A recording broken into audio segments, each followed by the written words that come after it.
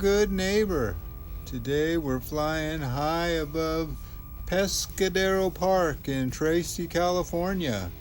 That's right, this is part 2 of the homeless series in Tracy, California. And you can see right there at this park is where the homeless used to live.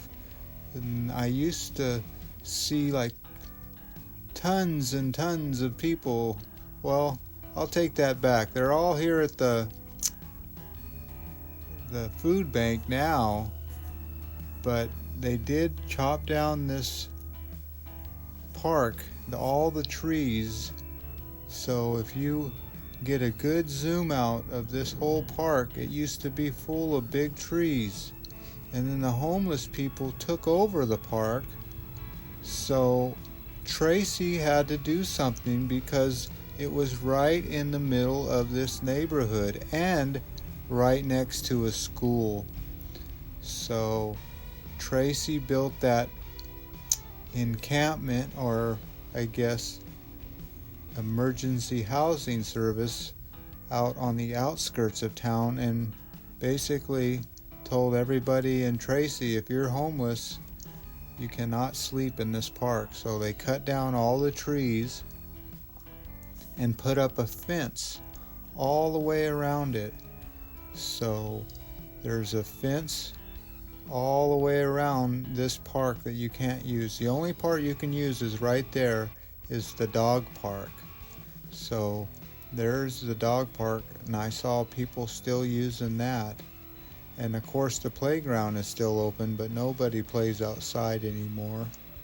So, but you can see the fence right there all the way around it, and the trees.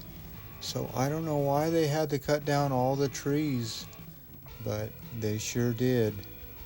I could see more than 40 trees that are just chopped down at the stump. So as a tree lover, that makes me upset, but whatever. I guess it's just part of progress. So the homeless are gone from this park, so I don't know how long that they can keep people out, but the Supreme Court is just going to decide on a case whether it's a crime to be homeless. So we will find out if people can just put their head wherever they lay. And now we have the problem with squatters, where people just move into empty houses. So, and if you are the property owner and you try to get your house back, you are the criminal. So I really don't know what's going on with the world nowadays with just you can sleep wherever you want and do whatever you want on the streets. So speaking of that, as I was driving in, I noticed that there was a pile of something next to the fire station. Well, it wasn't a pile of anything next to the fire station. That is a person. So if I zoom in the camera real close, and now I'll use my extra zoom in camera, yep, there's somebody just